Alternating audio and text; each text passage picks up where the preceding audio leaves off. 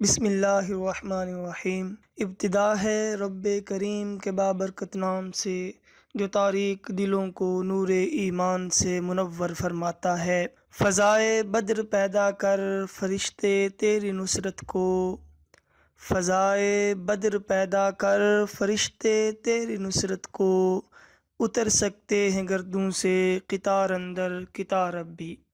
ناظرین گرامی، آپ دیکھ رہے ہیں پیور اسلامک انفو چینل اور میں ہوں آپ کا ہوسٹ ایم زیڈ ڈار۔ ناظرین گرامی، ہم اپنے اس چینل پر غزوات النبی صلی اللہ علیہ وآلہ وسلم کے حوالے سے ایک سیریز کا آغاز کرنے جا رہے ہیں، جس میں تمام غزوات کے بارے میں مکمل تفصیلات آپ کے ساتھ شیئر کی جائیں گی۔ آج کی یہ ویڈیو اسی سلسلے کا پہلا حصہ ہے۔ ناظرین گرامی، آج کی یہ ویڈیو بڑی انفارمیٹیو اور دلچسپ ہونے جا رہی ہے، کیونکہ آج کی اس ویڈیو میں غزوات النبی صلی اللہ علیہ وآلہ وسلم میں سب سے مشہور غزوہ یوم الفرقان، حق و باطل میں فرق کرنے والے دن، غزوہ بدر کے بارے میں ڈسکس کرنے جا رہے ہیں۔ آج کی اس ویڈیو میں غزوہ بدر کے حوالے سے آپ کے ساتھ بہت ساری ایسی باتیں شیئر کی جائیں گی جن سے یقیناً آپ پہلے ناواقف ہوں گے اور آپ کو اس سے خاطر خواہ فائدہ حاصل ہوگا۔ ناظرین گرامی، ویڈیو شروع کرنے سے پہلے آپ سے ریکویسٹ کرنا چاہتا ہوں، ویڈیو اگر پسند آئے تو اسے لائک ضرور کریں اور کمنٹ باکس میں اپنے خیالات کا اظہار بھی کریں، اور اگر آپ چینل پہ نئے ہیں تو ویڈیو کے نیچے سبسکرائب بٹن نظر آ رہا ہوگا، اس پہ کلک کر کے چینل کو سبسکرائب کر لیں اور ساتھ بیل کے آئیکن پہ ضرور پریس کریں تاکہ ہر نئی آنے والی اپڈیٹ آپ کو سب سے پہلے مل سکے۔ جی تو ناظرین، شروع کرتے ہیں ہماری آج کی ویڈیو۔ بدر کا لفظی مطلب کیا ہے؟ بدر کا لفظی مطلب ہے 14ویں رات کا چاند۔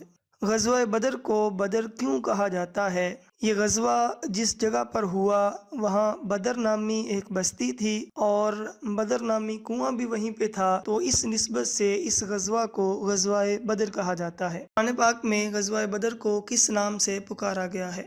قرآن پاک میں غزوہ بدر کو یوم الفرقان یعنی حق اور باطل میں فیصلہ کرنے والا دن کے نام سے پکارا گیا ہے۔ غزوہ بدر کب ہوا؟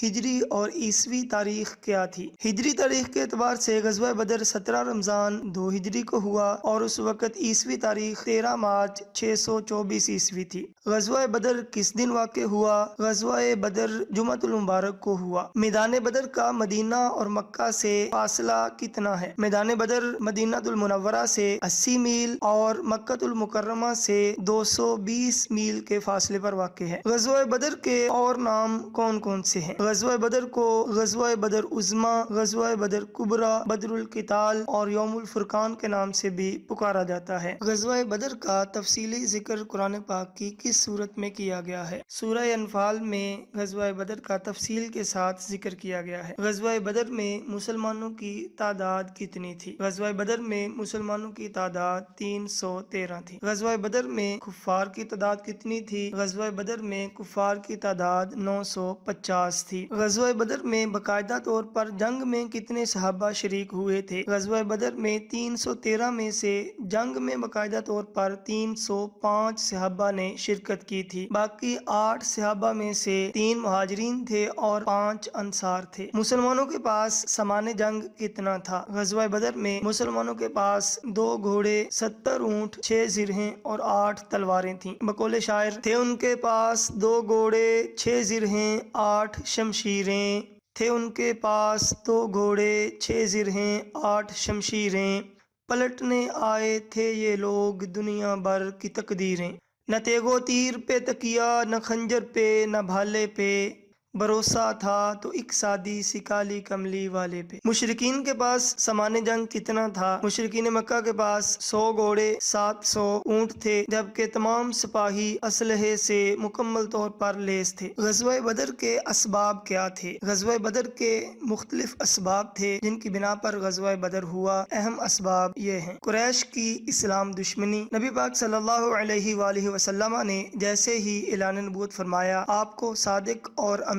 کہہ کر پکارنے والے آپ کے دانی دشمن بن گئے۔ ہر طرح کا ظلم و ستم آزمایا، 13 سال تک مسلمانوں پہ ظلم و ستم کرتے رہے۔ بالآخر مسلمانوں کو ہجرت مدینہ کی اجازت ملی اور مسلمانوں نے مدینہ میں جا کر چین سے زندگی گزارنا شروع کی، تو قریش کو سکون نہ آیا۔ قریش ہمہ وقت مسلمانوں کو صفائے ہستی سے مٹانے کے بارے میں سوچتے رہتے تھے۔ یہی وجہ تھی کہ ان کو ذرا سا موقع ملا تو وہ جنگ کرنے کے لیے نکل پڑے کہ مسلمانوں کو صفائے ہستی سے مٹا دیا جائے۔ تجارتی راستے کا مسلمانوں کے قبضے میں آنا۔ کفار مکہ کے جتنے بھی تجارتی قافلے شام کی طرف جاتے تھے وہ مدینہ کے قریب سے گزرنے والے راستے سے گزرتے تھے۔ اب ہجرت مدینہ کے بعد جب مسلمانوں نے مدینہ میں جا کر رہنا شروع کر دیا تو کافروں کو ہر وقت ڈر لگا رہتا تھا کہ کہیں مسلمان ان کے قافلے کو نہ روک لیں، تو اسی وجہ سے انہوں نے مسلمانوں کو ختم کرنے کی کوشش کی۔ عمر بن حضرمی کا قتل۔ رجب 2 ہجری میں نبی پاک صلی اللہ علیہ وآلہ وسلم نے حضرت عبداللہ بن جہش رضی اللہ تعالیٰ عنہ کی سربراہی میں ایک دستہ کفار کے قافلوں پر نظر رکھنے کے لیے بھیجا۔ اتفاق سے ایک قافلہ مل گیا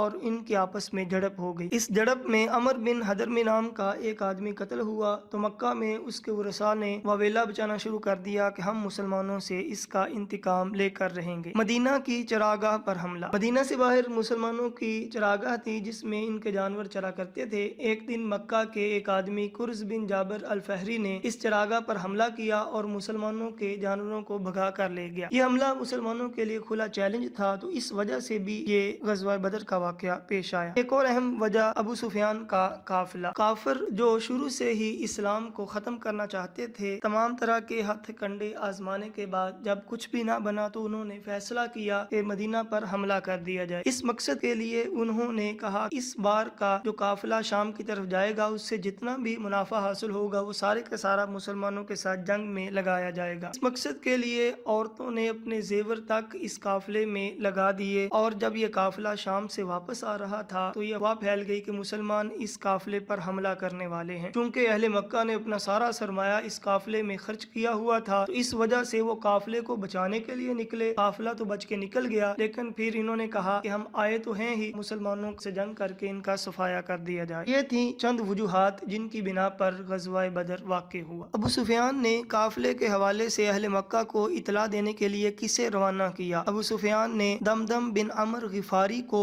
قافلے کے بارے میں اہل مکہ کو اطلاع دینے کے لیے بھیجا۔ نبی پاک صلی اللہ علیہ وآلہ وسلم مدینہ سے میدان بدر کی طرف کب روانہ ہوئے؟ نبی پاک صلی اللہ علیہ وآلہ وسلم مدینہ سے 12 رمضان 2 ہجری کو روانہ ہوئے۔ اس موقع پر نبی پاک صلی اللہ علیہ وآلہ وسلم نے مدینہ میں اپنا نائب کس کو مقرر کیا؟ غزوہ بدر کے موقع پر نبی پاک صلی اللہ علیہ وآلہ وسلم نے حضرت ابو لبابہ بن عبد المنذر کو مدینہ میں اپنا نائب مقرر کیا۔ غزوہ بدر میں کس قبیلہ کے سوا تمام قبائل قریش نے شرکت کی تھی؟ غزوہ بدر میں بنو زہرہ اور بنو عدی بن کعب کے سوا تمام قبائل قریش نے مسلمانوں کے خلاف جنگ میں شرکت کی تھی۔ کفار مکہ کے کس مشہور سردار نے غزوہ بدر میں شرکت نہیں کی تھی؟ ابو لہب نے غزوہ بدر میں شرکت نہیں کی تھی اور اس نے اپنی جگہ پر عاص بن ہشام کو بھیجا تھا۔ غزوہ بدر میں مسلمانوں کے پاس 2 گھوڑے تھے۔ یہ 2 گھوڑے کن صحابہ کے پاس تھے؟ غزوہ بدر میں حضرت زبیر بن العوام اور مقداد بن اسود رضی اللہ تعالی عنہما کے پاس گھوڑے تھے۔ غزوہ بدر میں مسلمانوں کے علم بردار کون تھے؟ غزوہ بدر میں مہاجرین کا علم حضرت علی رضی اللہ تعالی عنہ کے پاس تھا اور انصار کا علم حضرت سعد بن معاذ رضی اللہ تعالی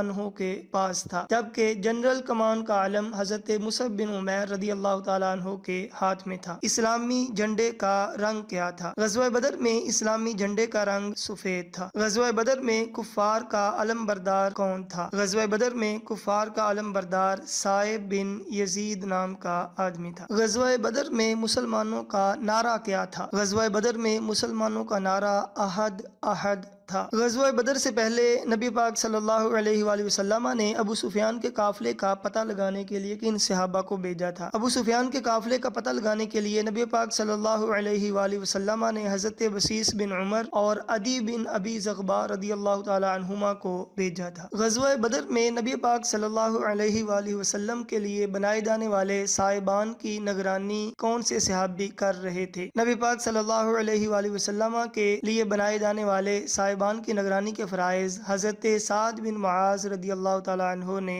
انجام دیے۔ غزوہ بدر میں سب سے کم عمر صحابی کون سے تھے؟ غزوہ بدر میں سب سے کم عمر صحابی حضرت عمیر بن ابی وقاص رضی اللہ تعالی عنہ تھے اور یہ کم سن شہید بھی تھے۔ غزوہ بدر کے موقع پر کس صحابی نے جتنی بھی تجاویز دی حضور علیہ الصلوۃ والسلام نے قبول فرمائی؟ حضرت حباب بن منذر رضی اللہ تعالی عنہ نے جتنی بھی تجاویز دی اس موقع پر نبی پاک صلی اللہ علیہ وسلم نے تمام کی تمام قبول فرمائیں۔ غزوہ بدر میں سب سے پہلے شہید کون تھے؟ غزوہ بدر میں سب سے پہلے حضرت عمر رضی اللہ تعالیٰ عنہ کے غلام حضرت مہجہ رضی اللہ تعالیٰ عنہ شہید ہوئے۔ غزوہ بدر میں سب سے پہلے کون سا کافر مارا گیا؟ جنگ شروع ہونے سے پہلے ہی اسود بن عبد الاسد حضرت حمزہ رضی اللہ تعالیٰ عنہ کے ہاتھوں قتل ہوا۔ جنگ بدر میں کافروں کی طرف سے مبارزت کے لیے کون کون باہر آئے؟ جنگ بدر میں مبارزت کے لیے کفار کی طرف سے عتبہ، اس کا بھائی شیبہ اور اس کا بیٹا ولید باہر آئے۔ مسلمانوں کی طرف سے ان کے مقابلے میں کون باہر آئے؟ مسلمانوں کی طرف سے ان کے مقابلے میں حضرت عوف، حضرت معاذ اور عبداللہ بن رواحہ رضی اللہ تعالی عنہم نکلے۔ لیکن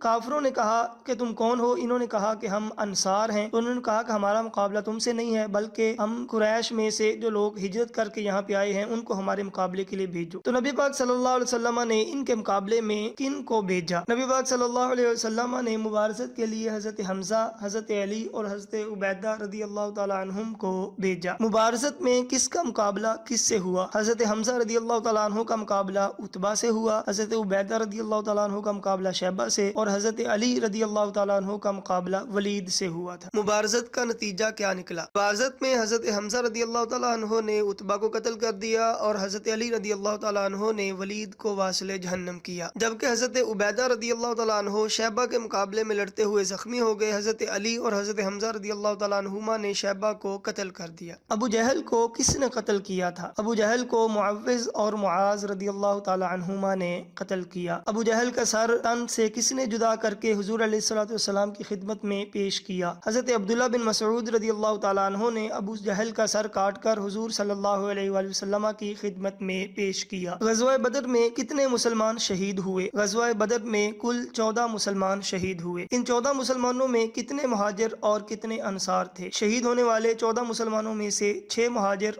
اور 8 انصار تھے۔ غزوہ بدر میں کتنے کفار مارے گئے اور کتنے گرفتار ہوئے؟ غزوہ بدر میں 70 کافر مارے گئے اور 70 ہی گرفتار ہوئے۔ ان 70 گرفتار ہونے والوں میں سے کتنے اور کون کون سے تھے جن کو قتل کر دیا گیا؟ ان 70 قید ہونے والوں میں سے 2 آدمی عقبہ بن ابی معیط اور نضر بن حارث ایسے تھے جن کو قتل کرنے کا حکم دیا گیا۔ غزوہ بدر میں قیدیوں کے بارے میں کیا فیصلہ ہوا؟ غزوہ بدر میں قیدیوں کے بارے میں فیصلہ ہوا کہ یہ 4-4 ہزار درہم فدیہ دے کر آزاد ہو سکتے ہیں، اور جو پڑھنا لکھنا جانتے ہیں وہ مسلمانوں کے 10-10 بچوں کو پڑھنا لکھنا سکھا دیں تو انہیں آزاد کر دیا جائے گا۔ قیدیوں کو فدیہ لے کر آزاد کرنے کا مشورہ کس نے دیا تھا؟ قیدیوں کو فدیہ لے کر آزاد کرنے کا مشورہ حضرت ابوبکر صدیق رضی اللہ تعالی عنہ نے دیا تھا۔ قیدیوں کو قتل کرنے کا مشورہ کس نے دیا تھا؟ قیدیوں کو قتل کرنے کا مشورہ حضرت عمر رضی اللہ تعالی عنہ نے دیا تھا۔ کیا حضرت عمر کے علاوہ بھی کسی نے قیدیوں کو قتل کرنے کا مشورہ دیا تھا؟ جی ہاں، حضرت عمر رضی اللہ تعالی عنہ کے علاوہ حضرت سعد بن معاذ رضی اللہ تعالی عنہ نے بھی قیدیوں کو قتل کرنے کا مشورہ دیا تھا۔ غزوہ بدر کے مال غنیمت میں مسلمانوں کے ہاتھ کیا لگا؟ مال غنیمت میں مسلمانوں کو